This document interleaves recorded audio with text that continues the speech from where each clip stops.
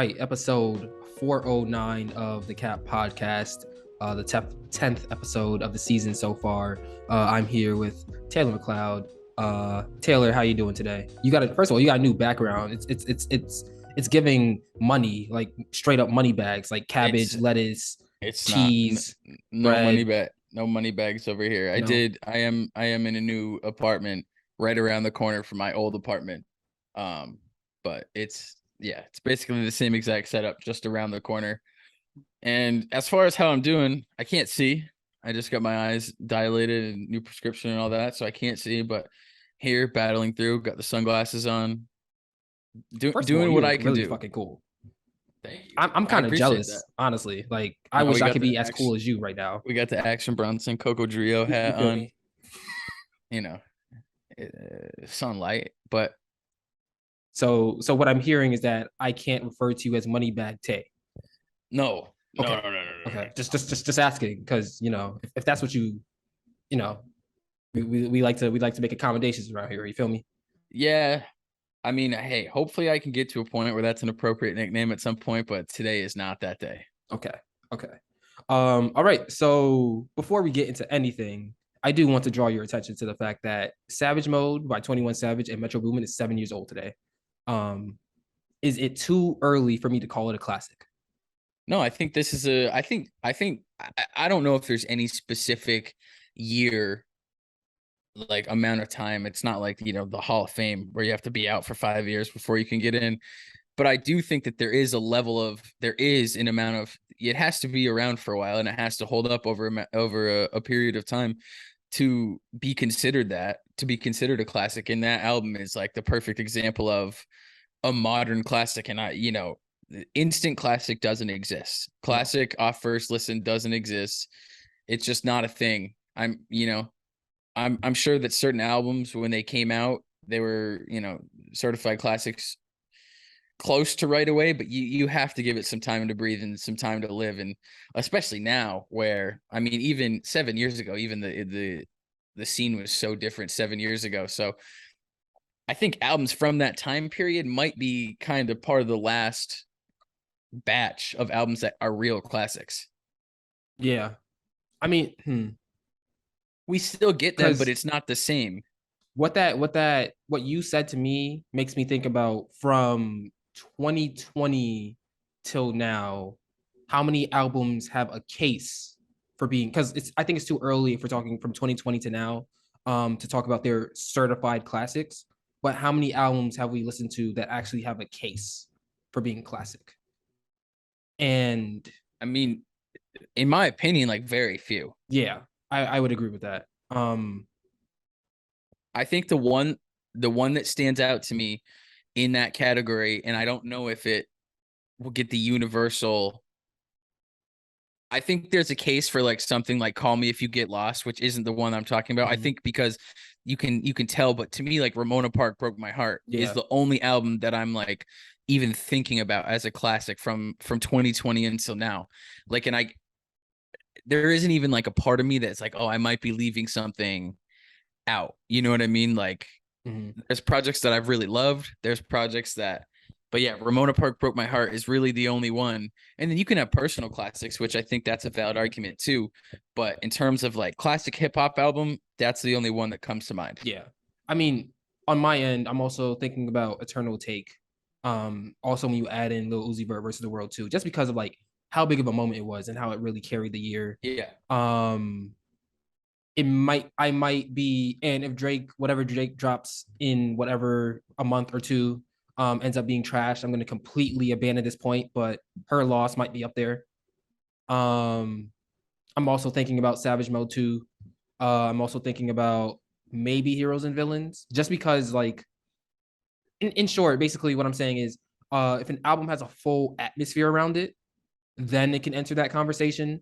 Absolutely. But there are some albums where it was good for the time, but right now, like the The Baby, I'm cycle not going back to listen to the the Baby cycle is just so 2020. Yeah, quick. The cycle's so quick now yeah, where you, even with super impactful albums like Heroes and Villains, where it's like it does have that atmosphere and it feels exactly like Metro wanted it to sound, and it has, everyone involved feels like they're in the right spot or whatever. It's just, and he dropping in December is always tough because people are focused on a whole lot of other things that are like, whether it's the holidays, the new year, like stuff like that. You know what I mean? But yeah, it's definitely tough sledding for the classic conversation right now because stuff is even great stuff is here one week and gone the next.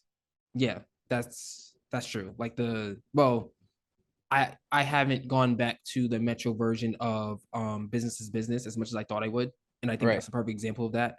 But that being said, moving on, this is the Cat Podcast, episode 409. I am your host, Nate Sperlin. That is Taylor McLeod doing what is his version of a flu game. Thank you, Michael McLeod or Taylor Jordan, whichever one you want to choose. Moneybag Tay is still up there if you want it. I'll just say, it's your weekly tour through hip hop. Thank you for watching on YouTube, listening on Spotify, Apple Podcasts, Amazon Music. Can't say Stitcher anymore. Rest in peace, Stitcher. At some point this month, it's done.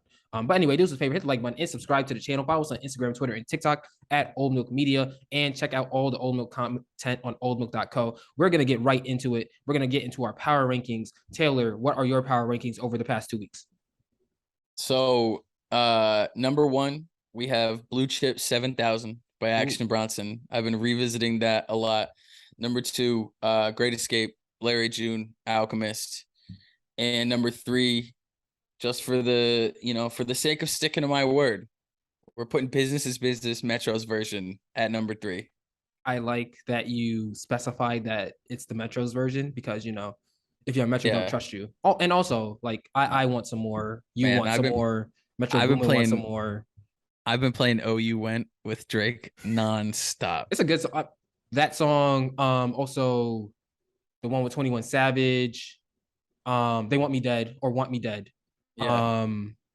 Yeah, for sure. On my end, I have at 3 Lil Durk, Almost Healed. At 2, I have Lil Uzi, Pink Tape, and at 1, surprisingly enough to me, is Gunna, A Gift and a Curse. Mainly because I keep going back to listen to Rodeo Drive because I love the part when Gunna's like, "Yeah, it's the young Gunna wanna, and I'm still a big P in a star like Dallas." Like, okay, Gunna. Now you're showing off. You got a little bit of bars. Okay, we can stay here a little bit longer. Those are hockey bars. That's what I'm saying. Like Real sports? or football bars because the star on the Dallas Uh, Cowboys helmet. I know, but I didn't even. Yeah, I They're the didn't even think Dallas about that. Stars. No, damn, Gunna, you might be at number 1 for longer. Damn, Let's see. is hockey real sports? No, hockey's not real sports. That's not real sports. No, not at all. I don't care. I don't care how much. Shout out Bobby Manning and Jordan Shepard. I don't care how much they want to talk about it in the group chat. Not real sports. What if Lil Uzi came out and was like, "Yo, go Flyers, love hockey." I appreciate Lil Uzi for trying to expand his fan base. Gotcha. I'll see it for what it is. All right. All right.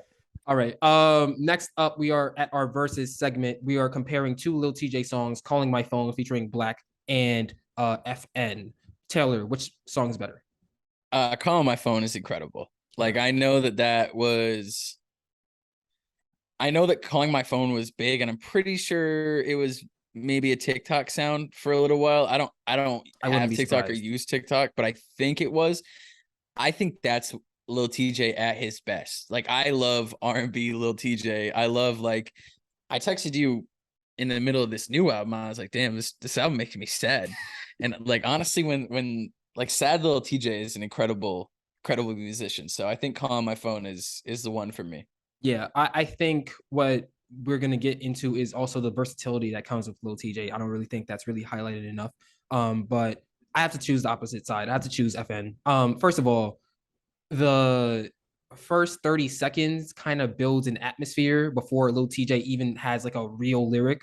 Love that part. Also love that the hook is catchy. And I do like the R&B, the "Oh I love you" or "Oh you broke my heart" Lil TJay, but at the same time, like we got to talk about some hood shit sometimes, and that's what FNN does. Also melodically as well, so it kind of really fits into that trap blues, if you will, like Lil Durk, Polo G, like that kind of category. And by the way, probably too early to say this, but Polo G and Lil TJay need to make an album ASAP because that would go crazy. But anyway, on the other side of this commercial break, we will be talking about 222 by Lil TJay and probably manifesting a Polo G Lil TJay album. So stick around after this commercial break. Yo, this Young Lil album is the best of all time. I can't wait to talk to Taylor about it, man. This is gonna be the greatest thing ever. Yo, Yo, what's good, Taylor? How you doing?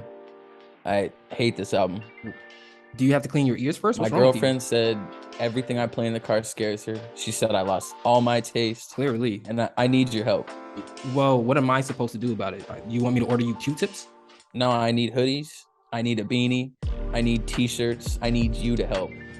All right, I'll see what I can do. I can send you this beanie, but everything else we're gonna have to see. Introducing the 2023 Old Milk Collection. This collection, comprised of hoodies, t-shirts, beanies, and stickers designed by Nate Sperlin, is guaranteed to show everyone your superior style and taste. Man, I hope Taylor doesn't scare the viewers with that bummy outfit. Oh, Yo. no bummy outfit today. Look at that. No, I'm much better. The album sounded better. Everything is better. All thanks to Old Milk. Rush over to oldmilk.co to shop the 2023 Old Milk Collection today.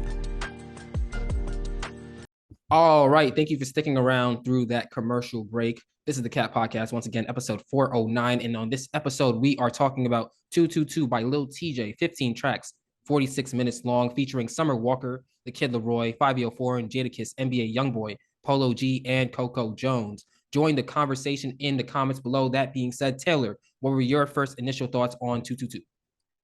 I think this is a really good album, honestly. Like, and I told you this coming into it. I'm not gonna lie and say I'm the biggest Lil TJay fan in the world. I also don't like dislike Lil TJay. I've always been pretty impartial.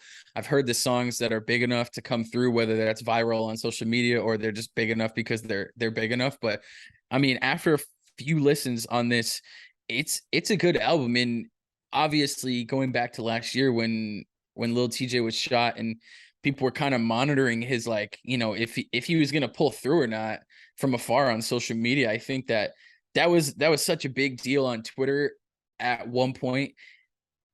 And so to hear him really like address all of that completely directly is so big. And it's not this front where it's this super like aggressive album, like, oh, like you tried to get me and couldn't. It's like it gets really into exactly, obviously there's a song that breaks down exactly what happened, and then it's also like dealing with everything leading up to it and everything after that, whether that's like emotionally, music wise, the whole like range of things, that the whole fallout from something like that is addressed. And I think that Lil TJ is a really versatile artist and handled really heavy subject matter in a great way on this project. Yeah, I like that you talk about how he could have made a complete right turn and just tried to be a drill artist, because he's, for lack of like, for better or for worse, he's basically living the life of a drill artist, being shot however many times and almost like not making it, which we're glad to see him make it through. But I appreciate that he still understands who he is as an artist. I think it's really tempting for artists to, whatever they go through, kind of like shift their music towards that image, or what the events that they've gone through could, how that could influence their image. I probably should say that's probably the better way to say it. But I do, again, like, I do appreciate that. I think the track listing here is beautiful. The first four tracks in particular, because we have the typical Rags to Riches story, like Night Shift. I like when Lil TJ gets into that bag. It's motivational. He has a naturally charismatic voice as well, so that helps a long way to that motivation as well. Then we get to there's a problem, June 22nd, when he gives us the perspective, the play-by-play of what happens the day that he gets shot 7 times. And then the third and fourth tracks seem to be the aftermath after that. So I think that's really, really brilliant. And then after that, we then get equally intentional project for the remaining 11 tracks. I appreciate that you could really tell that he really, really cared about this project. I've listened to all four projects, from Destined to Win, True to Myself, State of Emergency, and now 222. And I just realized that the 222, okay, so the 222 might mean like this is the third album with the word two in the title, but that's neither here or there. I just realized that. I literally processed that. But anyway, really intentional. I like how Heartfelt Soul is a really good example of how charismatic TJ's voice is. As soon as he says Heartfelt Soul, I'm in. Like that's just a good song. It's in the playlist. It doesn't matter what happens after that. Additionally, I like how he lays his vocals under Summer Walker's vocals on Stressed during Summer Walker's part. That really shows intentional attention to detail as well. I also like the versatility. Again, we do get the love songs, we do get the songs where he's being more vulnerable, but then we also get some of the drill songs, which I really appreciate how, despite this specific album, State of Emergency, what I'm talking about, being trash, that's the one where he just basically saying over a whole bunch of drill beats, and it was kind of messy. He didn't completely abandon it, but he didn't completely double down on what he was doing either. He kind of adjusted to it, and I really appreciate that because I really do like listening to Lil TJay on drill beats. I think that the Lil TJay and Pop Smoke songs were some of the best Pop Smoke and Lil TJay songs of both of their careers. So to hear 504 and keep the same energy, or be a good stand-in for good replacement, I should say, for Pop Smoke, is really, really important, especially for Lil TJay, 504, and also for the perseverance of drill music. I really like that as well. Overall, well done album. One of the strongest albums I've heard so far this year. Yeah, you touched on it with his voice. Like being he does have a charismatic voice, and he has a natural charisma that cuts through a lot of different things that, a lot of artists, when they get features, or they're trying to dip their toe into certain, pools of music or sounds or feelings. And I think my favorite part of Lil TJay on this album, and just in general, is that he trusts himself as an artist, and he trusts that charisma to do exactly what he is going to do. He understands what he needs to do, and then kind of like it makes a nice, like, carves out a nice path for the future to exist in his world, as opposed to doing the opposite. There's nothing like, and obviously we know that certain songs start off as like for certain people, and then they end up on someone else's album, which is why you might get a song on a Young Thug album that sounds like a Travis Scott song, or you might get a song on a Drake album that sounds like it should have been on a Migos album or something like that, right? I think that on this album, this is without a doubt a Lil TJay album that other people are getting on. And I think that there's plenty of times that he could have tried to, like, make this song that's like almost for someone else and bring them onto it. But you have something like the first two features with Summer Walker and Kid Laroi. Those are two like emotional song makers, and who can, sing, but also like get into little pockets and little flows and stuff. And I think that's like perfect for Lil TJay, because he does that so well already. And so he kind of invites a lot of these features into his world, and that works because he is charismatic and he is good enough to do that. And he doesn't have to, like, the only song that he really matches energy with a feature like that is Blah Blah with Fabio Foreign, but like, that's his lane too. It's not like he's coming from somewhere else. It's like, no, he's in the New York drill scene already. And there's arguments to be made that like Fabio's still the biggest New York drill artist. You know what I mean? Yeah. Like right now. So nothing on this project feels out of place, or like he's trying to do something that he shouldn't. And it's just impressive that he can coexist with features so well, but then carry like that first 4-track run that we were talking about. Like, he starts the album off completely by himself, and he's like, more like his abilities and what he does on those songs is more than enough to keep you interested. You're not like searching through the track list being like, all right, like when's the Jadakiss feature coming, or when is Kid Laroi around the corner? So it's like, all right, I'm gonna skip to that song, or I'm just kind of like getting through these ones to get to that point. Like, he starts off with 4 like very deep, very heavy songs that pull you in and keep you there. Yeah, for sure. I think the whole track list is strong. There are, and I think it's very important to emphasize that none of the songs here are trash. There are some songs that are just not for me, but I recognize the greatness in them. For example, Stress, like I probably won't be playing that again. It's just not for me, but I recognize that there is a certain audience out there that's going to love that song. Probably similar to the audience that likes Calling My Phone, et cetera, et cetera. Some things I also want to get to in terms of features. Jadakiss and Lil TJay, first of all, the connection of generations is really, really important for hip hop, especially now. But the connection on the song is really well as well. I really good as well. I really appreciate Lil TJay going back, getting a New York legend to basically create a New York song, a New York moment. I love the fact, and going to your point actually, Taylor, about how the features complement Lil TJay. I love Project Walls because it's a drill beat first off, and Young Boy could come in, be aggressive as fuck, and nail it. But for Young Boy to match Lil TJ's energy singing on his verse instead of having that aggressiveness that we like from Young Boy on the drill beat, the beat that you should be the most aggressive on, is really impressive. It shows the artistry of the amazing talent, the artistry of both artists. Um, the one thing I do have to say is I didn't like the auto tune on Polo G's voice on Beat the Odds Part Two. First of all, I had kind of mixed feelings on that song being remixed into a part two because I thought it was a really strong single when it came out last year. But that being said, I do like when the auto tune is kind of removed, like middle in the middle of the verse from Polo G's voice, and I think that is where Polo G really shines. Versus I don't think Polo G really needs any help to sing. Like I think he has a good voice, so that's kind of confusing to me. And my last thing before I hand it back to you, Taylor, I just love the vulnerability on Foster Baby. I think it's really interesting that June 22nd really gave us a play by play of the night that tragedy struck, and it's not the most vulnerable song on the album. I think that really shows Lil TJ's talent because Foster Baby is the most vulnerable song. Him talking about him being adopted, and everything that comes with that. Also, like some trials and tribulations growing up, additional trials and tribulations growing up. Really, really impressive. Overall, really a complete album from Lil TJ, and really from here, I think it's just how do you continue to remain consistent doing this is my question. Yeah, no, then that's a great question. That's a question that I think we have for her. Every hip hop artist at this point, except for a handful who have been doing it long enough to be like, all right, yeah, you already kept it up that long.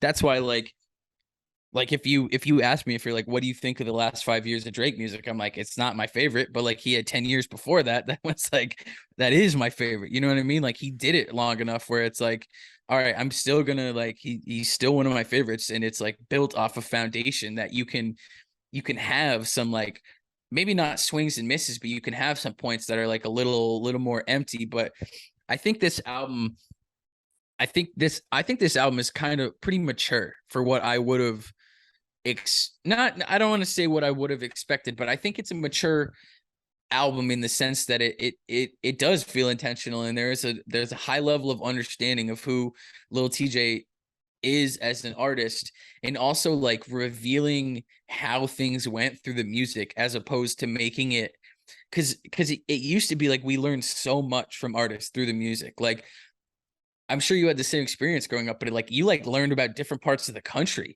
Yeah. just by listening to music. And now it's like everything is on the internet, everything is social media. So we're learning like the personal stuff about some of these artists before we ever like really get two or three projects in. So we know like everything about their life before they get to tell us how they want to tell us. I mean, the amount of stuff that we learned about, like Jay-Z, or like you go back to, or even early like Kanye music. It's like you're learning about this person because like they're giving you the information and you're getting their side, and it's not just like this like everything is like this expose on the internet where it's like, all right, you get a tweet here, tweet there, article here, article there, someone makes a YouTube video, and then you feel like you know everything about an artist after one single. So I think this project is refreshing in that way, that it really addresses like everything that's happened in the last year through the music, and it addresses it clearly through the music, and it addresses it through good music. It's not just like this like throwaway beat that someone gets on there for 3 minutes and just like tells you everything that happened, and then you're like, oh, all right. It's like building songs based around things that happen in real life, and that's like ultimately what all music is, but especially and specifically like hip hop, that's what it's built on. It's like taking real life and turning it into poetry with like in on this project there's a bunch of different types of instrumentals on it, there's a bunch of different type of beats, so it gives different feelings. So that's kind of like my overarching reaction to this. Is I was just really impressed by how solid this project was, and this can kind of like lend itself to the sustainability conversation that we have at the end of every episode. But like stuff like this sticks way more than if like he had just like made a whole 17 tracks worth of yeah, like you almost got me but you didn't get me, and now I'm coming for you. And Yeah. there's still moments like that I'm sure we'll get from Lil TJay. Like this isn't over. Like we're gonna get the song where you like, you from the first second you're like, all right, I know what kind of song this is, and that's great. That's why this genre is so powerful, because you can do so many different things within it. But I think this album is like the perfect way to address everything that's happening. Even his press run that he's been on right now, like doing the actual like radio interviews to add that context. It just feels like this feels like a release from a time like maybe like 6, 7, 8 years ago, where it's like, all right, yeah, we're definitely in the streaming era. We're definitely in this era where you're getting a bunch of different people with verses sent in via email. You're not in the studio for all this, but it's just like handling it in a really refreshing, mature way that I like a lot. Yeah, social media basically killed vulnerability in music. Is basically the overarching point of what I got from that. But what are your favorite tracks on Lil TJ's 222? So that the little stretch we talked about, June 22nd, Nobody, and Scared to Be Lonely. That's my favorite stretch on the whole album. So those are my top three. And then Hole in My Heart with Jadakiss. Like, I love Jadakiss. His voice, the mix on his voice sounds like he's sitting right next to you, which is incredible. Like, you hear like he obviously has like a very gravelly voice, Mhm. and like that cuts through perfectly, and that's what makes him him. So those are my four: June 22nd, Nobody, Scared to Be Lonely, and Hole in My Heart. Yeah. For me, I have Night Shift, Heartfelt Soul, Foster Baby, Project Walls featuring NBA Youngboy, and Blah Blah featuring 504. It's interesting because like I don't know, there's just so many different dimensions to this album. Like I don't think anyone could really have a bad mix of songs that they're saying are their favorites on this album, because I think everything would be justified in their own No, way. right. It's a good mix, and it's not sporadic either. It's not Yeah. just like, all right, I made a bunch of different songs at a bunch of different time periods and threw them all at the wall in a track list and said, here you go. It's like, no, it touches on a bunch of different stuff, but it's definitely all pulling in the same direction. I also think you would feel differently about this album if it was 20 tracks instead of 50 or Yes, 16. Yeah. absolutely. Because that filler would definitely dilute some of the message here. All right. So how are we going to rate this album based on personal playback value and objective playback value? So I'll start objective. I think the song with Summer Walker, Stressed, has the chance to really pull this along, Mhm. especially if any of these get turned into a TikTok sound. I think it has the legs to last for a couple weeks, in a real way, for a couple weeks, which is a long time, especially if Drake drops in the next couple Travis is weeks, which supposed to drop seem next yeah, week, apparently. we have Travis coming, Drake's coming, Metro Boomin and Futures around the corner. So like we have a bunch of heavy hitters around the corner. So a couple weeks is definitely nothing to be like ashamed of here. So I think this has a couple of weeks objectively. For me, this is another album that I want to like really, really try my hardest to keep this in rotation. And so I'm gonna say, for me, I'll give it I'm gonna keep this in rotation, like make a concerted effort to keep this in rotation for the next month. And if it sticks, it'll definitely stick for longer after that. So I'll say a couple weeks objectively, depending on the drop schedule. And then for me, I'm keeping it in my rotation for at least a month, and we'll see what happens from there. Yeah. So it's interesting because first of all, a couple things that I forgot about Lil TJ. He does really well streaming numbers wise. And additionally, his albums, from what I checked on Billboard before we got on, kind of stay on for like 44. I think the lowest is 44 weeks besides State of Emergency, which we all agree is trash. So objectively, I have 2 months. I also think that again, we have Drake, we have Travis Scott, we have Future and Metro come in. So that might throw a wrench into it. But I think in a vacuum, I might go 3 or 4 months. But with everything being considered, I'll say 2 months. Personally, I'll say a month because again, well, I'm not really that excited about Travis Scott or Drake really, but if Future and Metro is what I expect from Future and Metro, that we're just clearing out the whole cabinet. Like Yeah, that's we just might the not only thing. we might not have to do another episode after Yeah, that. no, that might be the season premiere, the season wrap. But yeah, thank you for watching the Cat Podcast. This has been episode 409. Let us know your opinion of 222 in the comments below. Do us a favor, hit the like button and subscribe to the channel. Follow us on Instagram, Twitter, and TikTok at OldMilk Media. And check out all the Old Milk content on oldmilk.co. That being said, we will probably be back next week if Travis Scott drops. But if not, we'll be back when hip hop tells us to be. And we are out.